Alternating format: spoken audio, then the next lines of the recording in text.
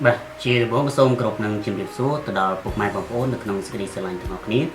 Bà, nó không khai đi không nay trong xôm cho một đồng bầy nâng thơ là video mùi xâm rạp chạy chun từ đó bóng ôn học nít nơi ở các bọn trô cho năm khai bà bầy này chìm. Bà, kháng một nít, bà nâng không khai đi tì đập bì hai chân khai sạch. Tì đập bầy nâng tì đập buôn cười dân chạp đàm chô nâng cầm thì bọn ở chỗ sang khai hai. Bạnในช่องได้ខ្ញុំក៏សូមក្រានរំលឹកដូចជាសូមអរគុណហើយក៏ខ្ញុំបានឃើញទស្សនភាពដែលបងអូនស្រីម្នាក់ដែលគាត់បានធ្វើការបាទជាពិធីស្រង់ទឹកព្រះឬក៏មុជទឹកជូនឪពុកម្ដាយនិងការសូមខមាទោសបាទ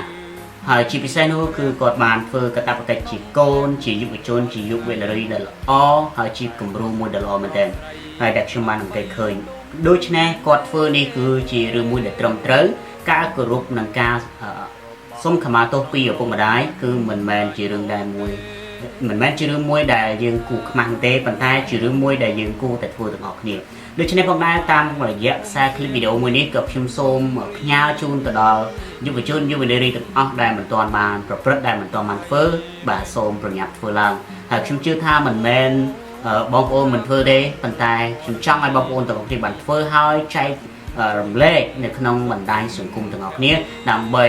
ចែកជូនទៅដល់បងប្អូនយុវជនយុវនារីផ្សេងទៀតដែលមិនទាន់បានធ្វើបាទដើម្បីឲ្យក្រើនរំលឹកដល់គាត់ជា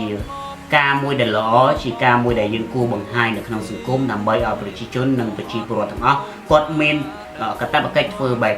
ជាយើងបានធ្វើដែរ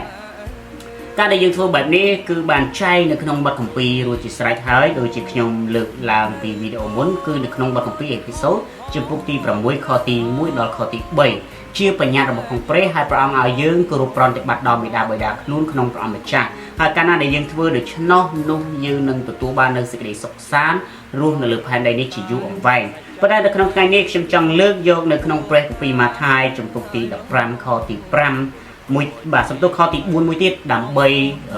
លើកទឹកចិត្តក៏ដូចជាចែករំលែកទៅដល់បងប្អូនហើយជាពិសេសវីដេអូមួយនេះក៏ខ្ញុំសូមផ្ញើទៅកាន់បងប្អូនស្រីផងដែរបាទនៅក្នុងព្រះគម្ពីរម៉ាថាយជំពូក15ខទី4បានចែងថាត្បិតព្រះទ្រង់បានបង្គាប់ថាចូលគោរពប្រតិបត្តិដល់ឪពុកម្ដាយឯងហើយថាអ្នកណាដែលនិយាយអាក្រក់ពីឪពុកម្ដាយនោះនឹងត្រូវស្លាប់ជាមិនខានបាទដូច្នេះនៅក្នុងព្រះគម្ពីរបានចែងឲ្យថាកាលណាដែលកូននិយាយអាក្រក់ពីឪពុកម្ដាយនោះក៏មិនមែនជារឿងមួយដ៏ល្អដែរបាទព្រះគម្ពីរថានឹងត្រូវស្លាប់ជាពុំខានដូច្នេះខ្ញុំចង់រំលឹកទៅដល់បងប្អូនកាលណាដែលបងប្អូន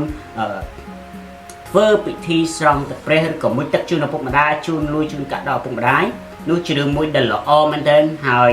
ការសុំខមាទោសនៅពេលនោះបាទសុំការអត់ទោសពីឪពុកម្ដាយរបស់ផងយើងនៅពេលនោះគឺជារឿងមួយដែលល្អមែនទែនមុនពេលដែលយើងបាត់បង់អ្វីៗគ្រប់យ៉ាងបាត់បង់គាត់ចេញពីយើងទៅដូច្នេះបាទសូមអរគុណសូមព្រះជាម្ចាស់បានប្រទានពរទៅដល់បងប្អូនទាំងគ្នាតងសាដែលកូនធ្លាប់ឆ្កងព្រោះកូននៅតូ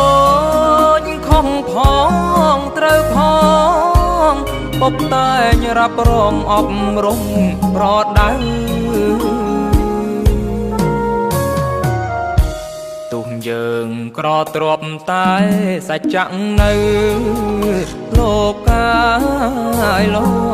កគុណធម៌ជាផ្លូវនាំកូនសុខសាន្ត